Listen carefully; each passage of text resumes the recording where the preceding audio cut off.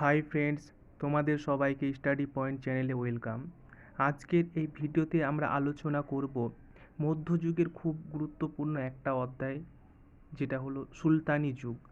সুলতানি যুগের পুঙ্খানুপুঙ্খ আমরা আলোচনা করব এই ভিডিওতে। প্রথমে আমরা আলোচনা করব দাস বংশের বিস্তারিত, তারপরে আলোচনা করব খলজি বংশ।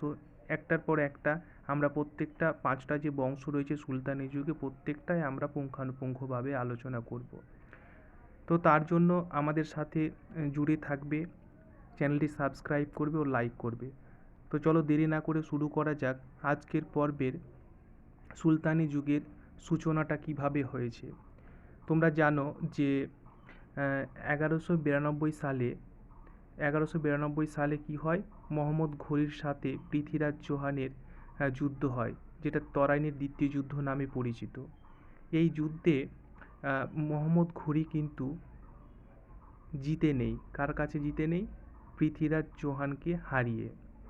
আর ঠিক এই সময় যখন মোহাম্মদ ঘুরি তার কৃতিত্ব দিয়ে পৃথ্বীরাজ চৌহানকে হারায়, তার পরবর্তী সময় থেকে কিন্তু সুলতানি যুগের সূচনা ঘটতে থাকে।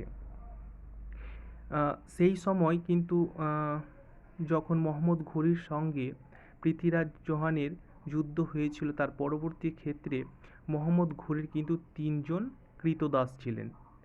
একজন ছিলেন তাজউদ্দিন ইলদুজ, দ্বিতীয়জন ছিলেন নাসির উদ্দিন কুবাচা, আর তৃতীয়জন ছিলেন কুতুবউদ্দিন আইবক।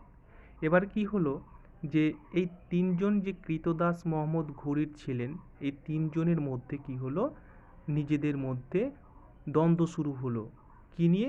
যে কে সিংহাসনে বসবে, অর্থাৎ মোহাম্মদ ঘুরির পরে একজন সিংহাসনে বসার জন্য কে বসবে, এই নিয়ে তিনজনের মধ্যে দ্বন্দ্ব শুরু হয়ে গেল। কিন্তু এর পরবর্তী ক্ষেত্রে কে বসলো আমরা পরবর্তী ক্ষেত্রে আস্তে আস্তে জানব। তার আগে বলে রাখা দরকার যে তোমরা জানো যে সুলতানি যুগের কিন্তু পাঁচটা বংশ রাজত্ব করেছিল। প্রথমে দাস বংশ, দ্বিতীয় হচ্ছে খলজি বংশ, তৃতীয় হচ্ছে তুঘলক বংশ, চতুর্থ পঞ্চম বংশ সৈয়দ বংশ, আর পঞ্চম হচ্ছে লোদি বংশ। এই পাঁচটা বংশ কিন্তু সেই সময়ে সুলতানি যুগে রাজত্ব করেছিল। কিন্তু এটা তো কালক্রম অনুযায়ী বা সাল অনুযায়ী মনে রাখা অনেক দুর্ধর্ষ ব্যাপার, বা এরকম পরীক্ষায় আসে যে কালক্রম অনুযায়ী সুলতানি যুগের বংশগুলো সাজাও। তখন কিন্তু অনেকেরই প্রবলেম তৈরি হয়, কোনটা আগে আসে বংশ, কোনটা পরবর্তী ক্ষেত্রে আসে, এই নিয়ে কিন্তু সমস্যা তৈরি হয়। সেই সমস্যা দূর করার জন্য আমরা একটা ট্রিক্স তোমাদের জন্য, খুব মজার একটা ট্রিক্স তৈরি করেছি। এই ট্রিক্সটা তোমরা যদি অবলম্বন করো, তাহলে দেখবে যে খুব সহজে তোমরা এটা আয়ত্ত করতে পারছো। ট্রিক্সটা এইরকমই আমরা রেখেছি যে দেখ তো শালা, অর্থাৎ কথায় কথায় হয়তো সবাই বলে দেখ তো শালা, এরকম একটা বাক্য অনেকেই বলে থাকে কথার মধ্যে দিয়ে। তাহলে দেখ তো শালা, এই দেখ তো শালাতে আমরা তোমাদেরকে দেখাবো যে সুলতানি যুগের যে পাঁচটা বংশ রাজত্ব করেছিল, তার পুরো পাঁচটা বংশ কিভাবে হচ্ছে দেখো। এখানে দেখ তো শালাতে তোমরা দেখতে পাচ্ছ যে এখানে কি আছে, দয়েকার আছে। দয়েকারে আমরা কি ধরবো, যে দাস বংশ। খ, খয়ে আমরা কি ধরবো, খলজি বংশ। আর তারপরে আছে তো, তোয়ে ধরবো আমরা তুঘলক বংশ। আর তন্তের শয়ে ধরবো সৈয়দ, লয়ে ধরবো লোদি।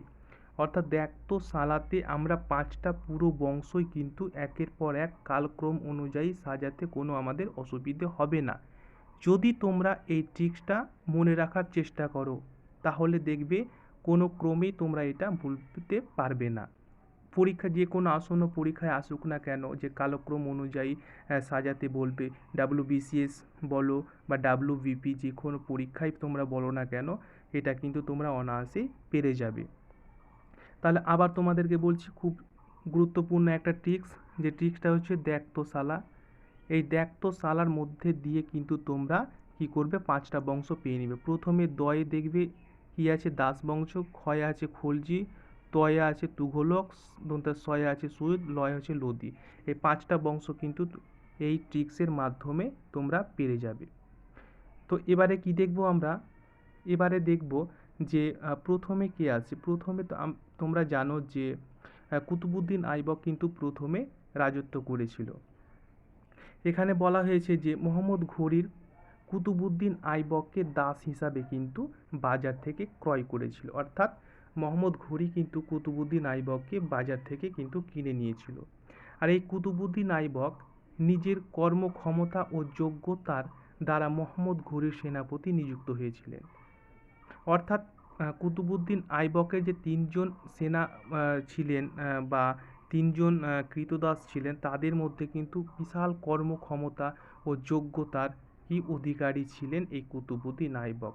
আর এই কারণে তিনি মোহাম্মদ ঘুরির প্রিয় দর্শী হয়ে ওঠেন বা নয়নের মণি হয়ে ওঠেন বা প্রিয় সেনাপতি হয়ে ওঠেন। এবার পরবর্তী দেখব কি সুলতান। সুলতান উপাধি ধারণ করেন কে? কুতুবুদ্দিন আইবক। এবং তিনি কি করেন? লাহোরে তার রাজধানীকে স্থাপন করেন। এছাড়াও তোমরা জানো যে কুতুবুদ্দিন আইবকে কিন্তু লাখবক্স বা লক্ষ্যদাতা বলা হয়। কেন বলা হতো? কারণ তিনি প্রচুর দান ধন করতেন বা মুসলমানদের লেখকদের জন্য 1,00,000 টাকা দান করতেন বলে তাকে লাখবক্স বা লক্ষ্যদাতা হিসাবে পরিচিত ছিলেন। এছাড়াও দেখবে যে সুফি সন্ত খাজা বখতিয়ার কাকি এর নাম অনুসারে কিন্তু তিনি কি করেন? কুতুবুদ্দিন, তোমরা জানো যে কুতুব মিনার তিনি তৈরি করেন। এই কুতুব মিনার কিন্তু তিনি তৈরি শুরু করেছিলেন। কিসের জন্য? কার নাম অনুসারে? এটা কিন্তু সুফি সন্ত খাজা কুতুবুদ্দিন বখতিয়ার কাকির নাম অনুসারে কুতুব মিনার কি করেছিলেন? নির্মাণ করেছিলেন। এবং এই কুতুব মিনার নির্মাণ শুরু করার পরে কিন্তু তার মৃত্যু হয় এবং পরবর্তী সময়ে ইলতুৎমিশ কিন্তু এই কাজটা শেষ করেন। আশা করি এই প্রত্যেকটা টপিকস তোমাদের বোঝা যাচ্ছে। আর এই প্রত্যেকটা টপিকস পয়েন্ট অনুযায়ী আলোচনা করা হয়েছে, যেন কুতুবুদ্দিন আইবকের সম্পর্কিত যে কোনো প্রশ্ন আসুক না কেন তোমাদের উত্তর দিতে যেন কোনো অসুবিধে না হয়। আরও কিছু তথ্য তোমাদের জন্য এখানে ইনপুট করা হয়েছে যে তিনি তৈরি করেন কুয়াত উল ইসলাম মসজিদ। তিনি কি তৈরি করেন? কুয়াত উল ইসলাম মসজিদ, এটা দিল্লিতে তৈরি করেন।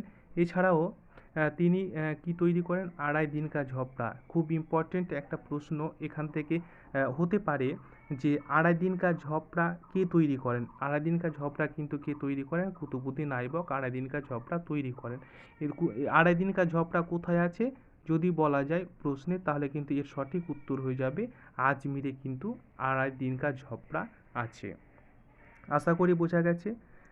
এছাড়াও আরেকটা তথ্য এখানে বলা হয়েছে যে কুতুবুদ্দিন আইবক ঘুরি সাম্রাজ্যের সঙ্গে কিন্তু সম্পর্ক ছিল ঘুরি সাম্রাজ্যের। কেননা কুতুবুদ্দিন আইবক কি ছিলেন? যে কুতুবুদ্দিন আইবক কিন্তু একজন ক্রীতদাস ছিলেন। কার ক্রীতদাস ছিলেন?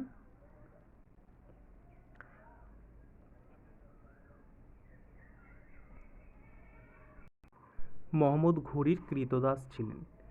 এই ব্যাপারে তাদের মধ্যে একটা সম্পর্ক থাকতে পারে বা থাকার কথা, কিন্তু পরবর্তী সময়ে কুতুবুদ্দিন আইবক কী করলেন? যে ঘুরি সাম্রাজ্যের সঙ্গে সেই সম্পর্ককে ছিন্ন করলেন এবং ছিন্ন করার পরে কিন্তু তিনি দাস বংশে প্রতিষ্ঠা করেন। তাহলে কুতুবুদ্দিনের সঙ্গে ঘুরি যে সাম্রাজ্যের একটা বিশাল সম্পর্ক ছিল, সেই সম্পর্কটা কিন্তু তিনি পুরোপুরিভাবে বিচ্ছিন্ন করেন এবং দাস বংশ প্রতিষ্ঠা করেন। এছাড়াও দাসবংশ প্রতিষ্ঠা করার পরবর্তী সময়ে অর্থাৎ 1210 সালে কিন্তু তার মৃত্যুবরণ করেন। কী খেলতে গিয়ে? চৌকান খেলতে গিয়ে কিন্তু তার মৃত্যু হয়। আশা করি বোঝা গেছে। 1210 খ্রিস্টাব্দে কিন্তু চৌকান খেলতে গিয়ে তার মৃত্যু হয়। এই গেল কুতুবুদ্দিন আইবকের সাম্রাজ্যের বিস্তারিত তথ্য। কুতুবুদ্দিন আইবক সম্পর্কে যে কোনো প্রশ্ন আসলে তোমরা অনায়াসেই সেই প্রশ্নের উত্তর দিতে পারবে যদি এই তথ্যগুলো তোমরা বারবার দেখে মনে রাখার চেষ্টা করতে পারো। এখানে কুতুবুদ্দিন আইবকের প্রত্যেকটা তথ্যই কিন্তু এখানে ইনপুট করা হয়েছে। এই ভিডিওটি ভালো করে তোমরা যদি দেখো এবং মনে রাখার চেষ্টা করো, তাহলে কুতুবুদ্দিন আইবক সম্পর্কিত যে কোনো প্রশ্নের উত্তর তোমরা নিঃসন্দেহে আরাম করে দিতে পারবে। এবার দেখে নিই যে এর পরবর্তী কী আছে। এর পরবর্তী বলা হয়েছে যে কুতুবউদ্দিন আইবকের পরে কিন্তু আরাম শাহ সিংহাসনে বসেন। আরাম শাহ কিন্তু সিংহাসনে বসেন। ওর সিংহাসনের রাজত্বকাল হচ্ছে 1210 থেকে 1211 খ্রিস্টাব্দ।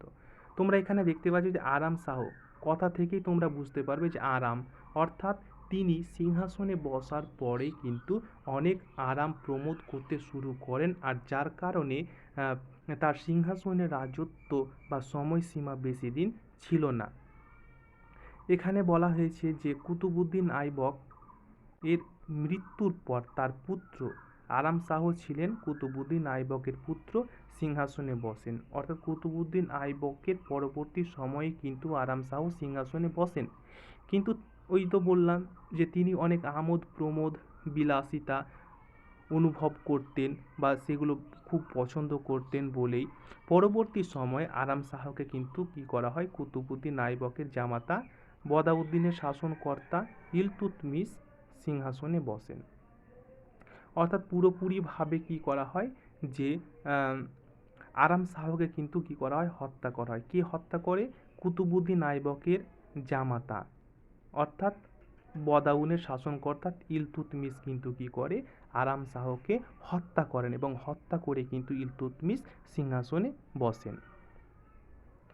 এবার আমরা দেখব যে শামসুদ্দিন ইলতুৎমিশ সিংহাসনে বসার পরে কি কি তৈরি করলো, কিভাবে তিনি শাসন করলেন, সমস্ত কিছু ইনপুট কিন্তু এখানে করা হয়েছে তথ্যগুলো। আশা করছি এই ভিডিওগুলো তোমাদের ভালো লাগছে এবং তথ্যগুলো ইনপুট করা হয়েছে তোমাদের সুবিধার ক্ষেত্রে, যেন যে কোনো প্রশ্ন এখান থেকে আসুক না কেন তোমরা অনায়াসে এই প্রশ্নের উত্তর কিন্তু দিতে পারবে, এটা আশা রাখছি। ইলতুৎমিশ সম্পর্কে আমরা জানবো যে ইলতুৎমিশ এখানে বলা হচ্ছে পুরো নাম হচ্ছে শামসুদ্দিন ইলতুৎমিশ। 1211 থেকে 1236 সাল পর্যন্ত কী করেন, তিনি রাজত্ব করেছিলেন। এখানে তারপরে বলা হয়েছে যে ইলতুৎমিশ কিন্তু দাস বংশের শ্রেষ্ঠ শাসক ছিলেন। ইলতুৎমিশ কী ছিলেন? দাস বংশের শ্রেষ্ঠ শাসক এবং দাস বংশের প্রকৃত প্রতিষ্ঠাতা ছিলেন ইলতুৎমিশ। অর্থাৎ ইলতুৎমিশকেই কিন্তু দাস বংশের শ্রেষ্ঠ শাসক এবং দাস বংশের প্রকৃত প্রতিষ্ঠাতা বলা হয়। দাস বংশের প্রতিষ্ঠাতা ছিলেন কুতুবউদ্দিন আইবক, কিন্তু এখানে দাস বংশের প্রকৃত প্রতিষ্ঠাতা কি প্রশ্ন হতে পারে যে এটা কিন্তু তোমাদের অনেক ডাউট হয় বা তোমাদের সমস্যা তৈরি হয় যে হয়তো প্রশ্নে আসে যে দাস বংশের প্রকৃত প্রতিষ্ঠাতা কে। এখানে কিন্তু উত্তর কুতুবউদ্দিন আইবক হবে না। দাস বংশের প্রকৃত প্রতিষ্ঠাতাই ছিলেন কে? ইলতুৎমিশ। আশা করি এই প্রবলেমটা বোঝা গেছে এবং এই যে সংশয় তোমাদের ছিল এটার সমস্যার সমাধান কিন্তু আমি করে দিলাম। ঠিক আছে, ইলতুৎমিশ ছিলেন কে? দাস বংশের শ্রেষ্ঠ শাসক কিন্তু ছিল। অর্থাৎ প্রশ্নে যদি আসতে পারে যে দাস বংশের শ্রেষ্ঠ শাসক কে ছিলেন, এটার কিন্তু সঠিক উত্তর হয়ে যাবে বন্ধুরা, এটা কিন্তু সঠিক উত্তর হয়ে যাবে ইলতুৎমিশ কী ছিলেন? দাস বংশের প্রকৃত প্রতিষ্ঠাতা ছিলেন। এবারে পরবর্তী আমরা দেখব যে পরবর্তী তথ্য হিসাবে কি আছে। এখানে বলা হয়েছে যে ইলতুৎমিশ কিন্তু কি হয়েছে, ইলতুৎমিশ আরাম শাহকে কিন্তু কি করেছিলেন? পরাজিত করেছিলেন এবং আরাম শাহকে পরাজিত করে কিন্তু কি তিনি এই সুলতানি যুগের সময়ে তার পরবর্তীতে কি হয়েছিলেন? সিংহাসনে আরোহণ করেছিলেন। এবারে পরবর্তী হিসাবে আমরা দেখব যে ইলতুৎমিশ কি করেছিলেন, যে লাহোরে যে রাজধানীটা ছিল সেখানে কিন্তু তিনি কি করলেন, লাহোর থেকে এটা দিল্লিতে স্থানান্তরিত করলেন এবং কুতুব মিনারের যে অসম্পূর্ণ কাজ, সেই অসম্পূর্ণ কাজটা কি করলেন, তিনি সমাপ্ত করলেন। তাহলে কুতুব মিনারের কাজ শুরু করেছিলেন কুতুবউদ্দিন আইবক। এটা তোমরা ভালো করে মনে রাখার চেষ্টা করবে, এটা কিন্তু প্রশ্ন হতে পারে বা অনেক সময় প্রশ্ন হয় যে কুতুব মিনারের কাজ কে সমাপ্ত করেছিলেন। উত্তর কিন্তু হবে কে? উত্তর হয়ে যাবে ইলতুৎমিশ। আর শুরু করেছিলেন কে? কুতুবউদ্দিন আইবক। এবং কি করা হয়েছিল যে তিনি কিন্তু লাহোরে যে রাজধানী ছিল লাহোর থেকে দিল্লিতে স্থানান্তরিত করেছিলেন। পরবর্তী তথ্য দেখব আমরা। পরবর্তী তথ্য এখানে বলা হয়েছে খুব ইম্পর্টেন্ট, যে তিনি রূপোর দ্বারা তৈরি মুদ্রা কি টঙ্কা এবং তামা দ্বারা তৈরি মুদ্রা জিতল প্রচলন করেন। খুব ইম্পর্টেন্ট একটা তথ্য যে প্রশ্নে অনেক অনেক পরীক্ষায় এসে থাকে বা সামনে যে সমস্ত পরীক্ষা আছে সেই পরীক্ষায় আসার অনেক সম্ভাবনা থাকে যে জিতল এই মুদ্রাটিকে প্রচলন করেছিলেন। উত্তর কিন্তু হয়ে যাবে ইলতুৎমিশ। বা হতে পারে প্রশ্ন যে টঙ্কা মুদ্রা কে প্রচলন করেছিলেন? উত্তর হবে ইলতুৎমিশ। এবং রূপোর দ্বারা এমনও হতে পারে প্রশ্ন যে রূপোর দ্বারা তৈরি সুলতানি যুগের মুদ্রার নাম কি? উত্তর কিন্তু হয়ে যাবে টঙ্কা। এবং তামা দ্বারা তামা দ্বারা তৈরি মুদ্রার নাম কি? উত্তর হয়ে যাবে জিতল। আশা করি এই সব তথ্যই কিন্তু খুব ইম্পর্টেন্ট একটা তথ্য। আমরা আশা রাখছি যে আসন্ন পরীক্ষায় তোমাদের অবশ্যই অবশ্যই এইসব তথ্য কাজে লাগবে। এবং আমাদের এই ভিডিওটা তোমরা যদি ভালো করে দেখো তাহলে দেখবে যে এখান থেকে যে কোনো প্রশ্ন আসুক না কেন তোমরা নিঃসন্দেহে তার উত্তর করে দিয়ে আসতে পারবে। এবং পরবর্তী ক্ষেত্রে যখন আমরা মক টেস্ট তোমাদের জন্য অ্যাপ্লাই করব বা প্রোভাইড করব তখন দেখবে যে সুলতানি যুগের যে সমস্ত প্রশ্ন আসুক না কেন তোমরা তার উত্তর অনায়াসে দিতে পারবে। চলো দেখে নিই আর কি কি তথ্য এখানে বলা হয়েছে।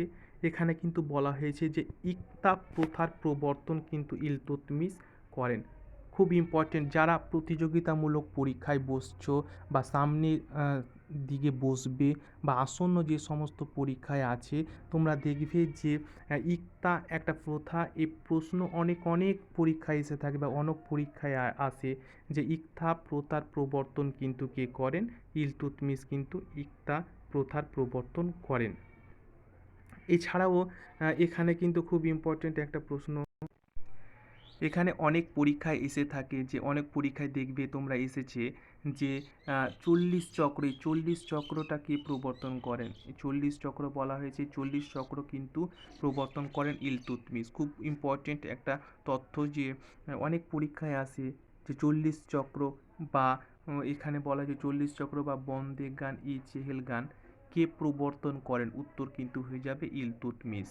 খুব ইম্পর্টেন্ট এইসব তথ্য তোমাদের জন্য এখানে ইনপুট করা হয়েছে যাতে সুলতানি যুগের যে কোনো প্রশ্ন আসুক না কেন সেখান থেকে কিন্তু তোমরা উত্তর অনায়াসে দিতে পারবে।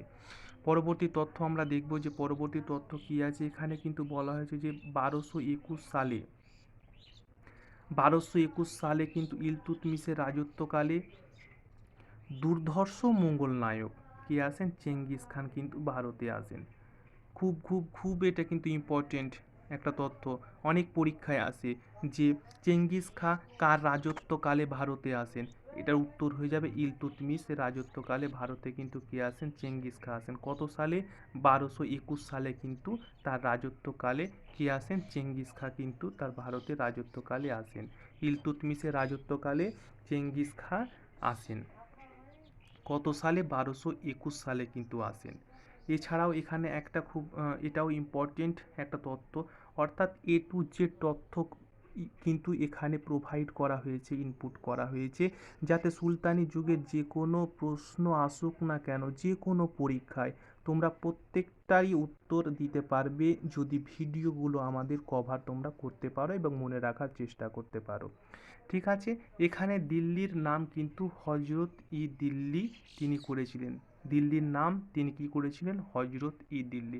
আশা করি এইসব তথ্য তোমাদের বোঝা যাচ্ছে এবং এইসব তথ্যগুলো তোমরা বারবার রিপিট করে দেখবে এবং মনে রাখার চেষ্টা করবে, তাহলে দেখবে যে কোনো সমস্যার সমাধান কিন্তু আর হবে না বা সমস্যার সমাধান কিন্তু তোমরা অনায়াসেই পেরে যাবে।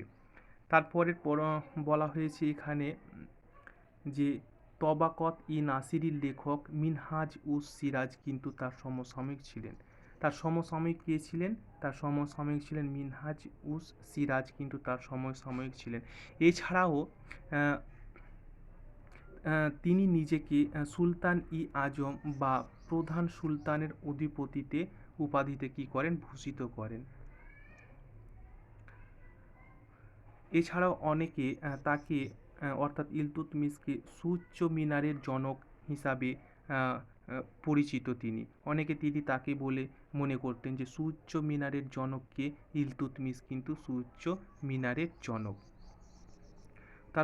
পরবর্তী দেখব যে ইলতুৎমিশের পরে কিন্তু রুকনুদ্দিন ফিরোজ সিংহাসনে বসেন। কে সিংহাসনে বসেন?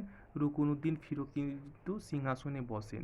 অর্থাৎ তিনি সিংহাসনে বসেছিলেন ঠিকই, কিন্তু ইলতুৎমিশের জ্যেষ্ঠ পুত্র হিসাবে বসেছিলেন, কিন্তু তার যে শাসনতা, তিনি যে শাসন করতেন, তার যে আহ, শাসন করার কৌশল, সেটা কিন্তু উচ্ছৃঙ্খল ছিল, অপদার্থ ও বিলাসপ্রিয় ছিলেন। আর এই কারণেই তার যে সিংহাসনের রাজত্ব, তার যে সিংহাসনের সময়, সেটা কিন্তু খুবই কম ছিল। আর কম ছিল বলেই তার পরবর্তী ক্ষেত্রে কিন্তু কী হয়, সুলতান রাজিয়া অর্থাৎ রাজিয়া সুলতান কিন্তু সিংহাসনে বসেন। তিনি ছিলেন সুলতানের প্রথম ও শেষ মহিলা শাসক ছিলেন রাজিয়া সুলতান। রাজিয়া সুলতান কিন্তু কী ছিলেন? সুলতানি যুগের প্রথম ও শেষ শাসক ছিলেন। প্রশ্ন অনেক পরীক্ষায় আসে বা অনেক পরীক্ষায় এসেছে বা আসন্ন পরীক্ষায় আসার সম্ভাবনা অনেকটা, যে সুলতানি যুগের প্রথম মহিলা শাসক কে ছিলেন? উত্তর কিন্তু হয়ে যাবে রাজিয়া সুলতান। বা এ ধরনের যদি প্রশ্ন আসে যে সুলতানি যুগের শেষ মহিলা শাসক কে ছিলেন? উত্তর একই হবে, উত্তরই হয়ে যাবে রাজিয়া সুলতান। তারপরের শাসক ছিলেন কি? বাহুরাম শাহ। তারপরে ছিলেন আলাউদ্দিন মামুদ শাহ। তারপরে ছিলেন নাসির উদ্দিন মামুদ শাহ। এরা রাজত্ব করেছিলেন, কিন্তু এদের রাজত্বের যে কর্তৃত্ব, রাজের যে স্থাপত্য, রাজ্যের যে কৌশল, তেমন একটা গুরুত্বপূর্ণ ছিল না। আর ছিল না বলে আমরা কিন্তু এই ভিডিওতে সেরকমভাবে আলোচনা করলাম না। যাদের কৃতিত্ব, যাদের শাসনত্ব, যাদের স্থাপত্য অনস্বীকার্য, খুবই গুরুত্বপূর্ণ, বা যাদের শাসন থেকে অনেক ধরনের প্রশ্ন বিভিন্ন পরীক্ষায় আসে, সেগুলো কিন্তু আমরা বিস্তারিতভাবে অনেক তথ্য দিয়ে আলোচনা করেছি। তো চলো দেখে নিই এর পরবর্তী শাসক হিসাবে আমরা দেখব যে গিয়াসউদ্দিন বলবন।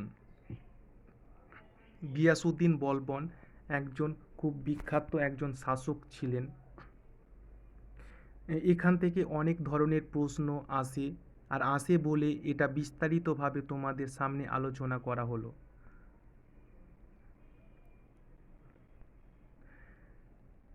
তথ্য হিসাবে এখানে বলা হয়েছে যে ইলতুৎমিশের পরবর্তী যিনি শাসক গিয়াসউদ্দিন পরবর্তী, অর্থাৎ যিনি শাসন করেছিলেন খুব ভালো করে এবং স্থাপত্য করেছিলেন, তার শাসনের যে একটা মাধুর্য ছিল, এই কারণে এই গিয়াসউদ্দিন বলবনকে আমরা বিস্তারিতভাবে আলোচনা করলাম।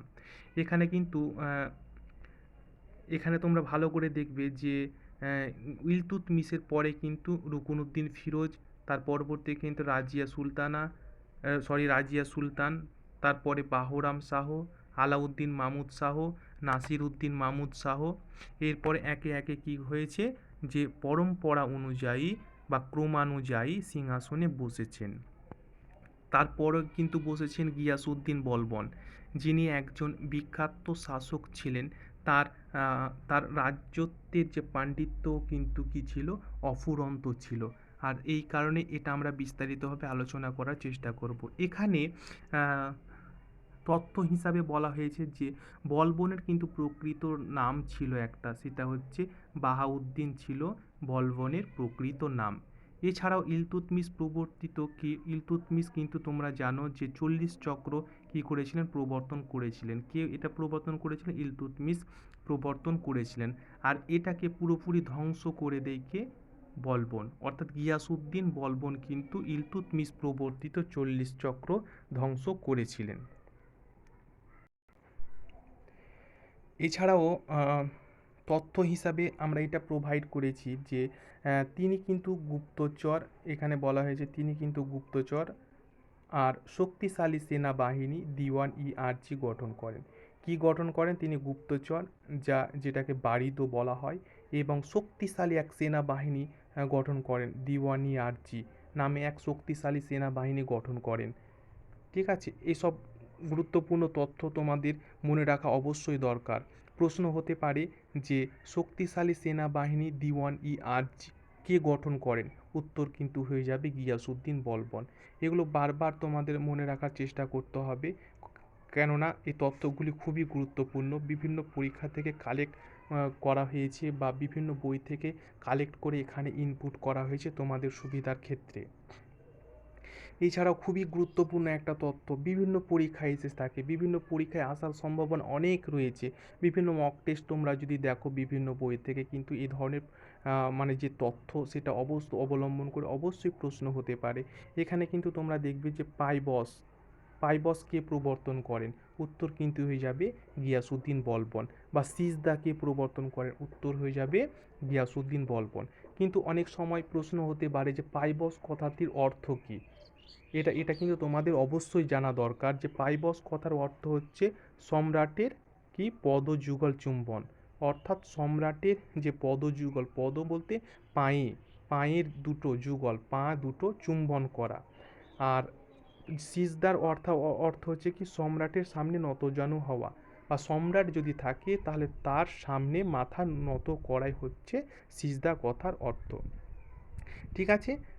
তার পরবর্তী ক্ষেত্রে আমরা তথ্য নিয়েছি যে তিনি নিজেকে কী করেন, তিনি নিজেকে পৌরাণিক তুর্কিবিদ আফ্রাসিয়ার রাজবংশ বলে দাবি করেন এবং উপাধি নেন, কি উপাধি নেন, তিনি জিল ইল্লাহি বা ঈশ্বরের ছায়া উপাধি ধারণ করেন।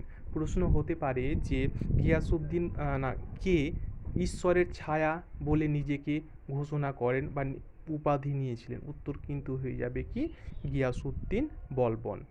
পরবর্তী তথ্য আছে যে পরবর্তী তথ্য হিসাবে এটাই ব্যবহার করা হয়েছে যে নরজার বা বসন্ত উৎসব কিন্তু কে প্রবর্তন করেন, বসন্ত উৎসব প্রবর্তন করেন গিয়াসউদ্দিন বলবন।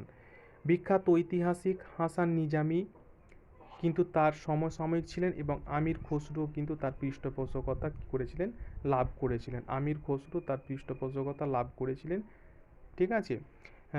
এবং পরবর্তী ক্ষেত্রে আমরা তথ্য হিসাবে এটা ইনপুট করেছি যে নিয়ামত ই খুদা নামে কিন্তু আখ্যায়িত করেন, নিজেকে তিনি নিয়াবাত ই খুদা নামে আখ্যায়িত করেছিলেন। দাস বংশের শেষ সম্রাট অর্থাৎ কায়কোবাদ ছিলেন, কায়কোবাদ কে ছিলেন, দাস বংশের শেষ শাসক। দাস বংশের শেষ শাসক কে ছিলেন, কায়কোবাদ। কিন্তু কায়কোবাদের রাজত্বকাল বেশি দিন ছিল না, কেননা তিনি খুব অল্প বয়সে অর্থাৎ 17 বছর বয়সে সিংহাসনে বসেন এবং তার রাজত্বের যেরকম পাণ্ডিত্য, তার রাজত্বের কর্মক্ষমতা, দক্ষতা সেই রকম ছিল না বলেই খলজি বংশের হাতে কিন্তু কায়কোবাদ নিহত হন এবং সুলতানি যুগে দাস বংশের অবসান হয়ে কী হয়, খলজি বংশের শুরু হয়। অর্থাৎ দাস বংশ পুরোপুরিভাবে নিশ্চিহ্ন হয়ে গিয়ে খলজি বংশের রাজত্ব শুরু হয়ে যায়। তাহলে আশা করি তোমাদের বুঝতে পারা গেছে যে দাস বংশের পুরো যে কাহিনী, সেই কাহিনীটা কিন্তু আমরা একটা ভিডিওর মধ্যে দিয়ে, শর্ট ভিডিওর মধ্যে দিয়ে তোমাদের উপস্থাপন করলাম। বিভিন্ন তথ্যগুলো ইনপুট করা হয়েছে, যে সব তথ্য বিভিন্ন ডাব্লিউবিপি থেকে শুরু করে ডাব্লিউবিসিএস, রেল সমস্ত পরীক্ষা থেকে আসা কোশ্চেন ইনপুট করা হয়েছে এখানে। যেগুলো আসন্ন যে সমস্ত পরীক্ষা রয়েছে, যেমন ডাব্লিউবিপি কনস্টেবল, এক্সাইজ কনস্টেবল, এছাড়া ডাব্লিউবিসিএস, এক কথায় সমস্ত পরীক্ষার জন্য কিন্তু খুবই গুরুত্বপূর্ণ এটা একটা ভিডিও। দাস বংশ থেকে বা সুলতানি যুগের যে কোনো প্রশ্ন আসুক না কেন, তার উত্তর কিন্তু তোমরা অবশ্যই দিতে পারবে, কেননা এই ভিডিওতে তোমরা দেখতে পাচ্ছ যে অনেক ইনপুট করা হয়েছে তথ্যগুলো এবং প্রত্যেকটা তথ্যই কিন্তু খুবই গুরুত্বপূর্ণ তথ্য এখানে ইনপুট করা হয়েছে। এবং এই তথ্যগুলো তোমরা যদি বারবার দেখে মনে রাখার চেষ্টা করতে পারো, তাহলে দেখবে যে সুলতানি যুগ থেকে যে কোনো প্রশ্ন আসুক না কেন তার উত্তর কিন্তু তোমরা দিতে পারবে। আর এছাড়াও তোমাদের প্রথমেই দেখিয়েছি যেখানে কিন্তু খুব একটা সুন্দর ট্রিক্স ব্যবহার করা হয়েছে। এটাকে তোমাদের কাছে আমাদের একটাই অনুরোধ, এই ট্রিকটা কিন্তু তোমরা ভালো করে আয়ত্ত করবে, যেন অনেক সময় ক্রমানুযায়ী বংশ দিয়ে থাকে, অনেক সময় ক্রমানুযায়ী সেগুলো সাজাতে বলে। আর এই ট্রিক্সটা তোমরা যদি অবলম্বন করো তাহলে দেখবে যে ক্রমানুযায়ী যে সাজানো হবে তার সেটা কিন্তু তোমাদের আর সমস্যা হবে না। তাহলে এটা একটা খুব গুরুত্বপূর্ণ টিপস তোমাদের জন্য উপস্থাপন করা হয়েছে। যে আবার বলছি, দেখ তো শালা। তাহলে দে দিয়ে দ দিয়ে কি আছে দাস, খ দিয়ে আছে খলজি, ত দিয়ে আছে তুঘলক, দন্ত্যা স দিয়ে আছে সৈয়দ, ল দিয়ে আছে লোদি। তাহলে এই ধরনের বিভিন্ন ইনপুট তথ্য করে তোমাদের একটাই অনুরোধ তোমাদের কাছে, যেগুলো ভালো করে পড়বে, ভালো করে আয়ত্ত করবে এবং আসন্ন তোমরা যে পরীক্ষায় বসতে চলেছ সেগুলো অনায়াসে ক্র্যাক করতে পারবে, এটাই আমরা আশা রাখছি। এই ভিডিওর মধ্যে দিয়ে কোথাও কোনো যদি ভুল বলে থাকি বা ভুল করে থাকি অজান্তে, তাহলে ছোট ভাই বলে ক্ষমা করবে এবং কমেন্ট বক্সে জানাবে যে কোথায় ভুল হয়েছে। আশা করি ভিডিওটা তোমাদের ভালো লেগেছে। যদি ভালো লেগে থাকে তাহলে অবশ্যই একটা সাবস্ক্রাইব ও লাইক করবে। এই লাইক আমাদেরকে অনেক মোটিভেটেড করবে পরবর্তী ভিডিও আনার জন্য, বা এই দাস বংশ এবং দাস বংশের পরবর্তী একটা একটা করে তোমাদের খুব সুন্দরভাবে বিভিন্ন বই থেকে কালেক্ট করে তথ্য কিন্তু ইনপুট করে তোমাদের প্রোভাইড করব এবং ভিডিও আপলোড করব। তার জন্য অবশ্যই একটা লাইক ও সাবস্ক্রাইব তোমাদের কাছ থেকে ছোট ভাই বলে আবদার করছি। ধন্যবাদ। ভালো থেকো, সুস্থ থেকো এবং ঘরে থেকো এবং সব সময় মাস্ক ব্যবহার করো।